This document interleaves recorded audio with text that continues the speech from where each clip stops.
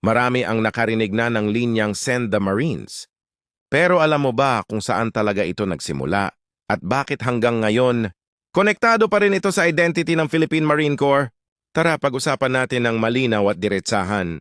Ang phrase na Send the Marines ay unang sumikat sa United States, Marine Corps noong panahon ng mga international conflicts. Sa tuwing may sitwasyon na sobrang delikado, biglaan at nangangailangan, nang mabilis pero matapang na responde, ang Marines ang unang tinatawag dahil sila ang Rapid Deployment Force. Sila ang trained para sa mga toughest missions. Kaya kalaunan, naging simbolo ang linya ng courage, readiness at elite action. Kapag sinabi mong send the Marines, ibig sabihin, ipapadala mo ang pinakahanda, pinakamabilis, at pinakamatapang na unit. Ngayon, paano ito konektado sa Philippine Marine Corps?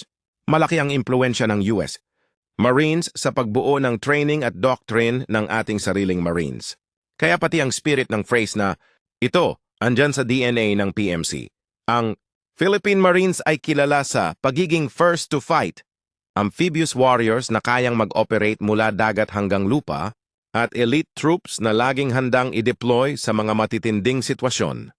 Counter-terrorism, island defense, coastal operations at rapid assault missions. Kaya kapag naririnig mong send the Marines sa context ng Pilipinas, hindi ito simpleng linya. Ito ay simbol ng lakas, bilis, tapang at readiness ng Philippine Marine Corps. Ibig nitong sabihin, kung kailangan ng matinding solusyon, Marines ang tatawagin. Kung gusto mo pa ng mga ganitong military insights, motivation at trivia tungkol sa Marines, I'd like, follow, and share this video.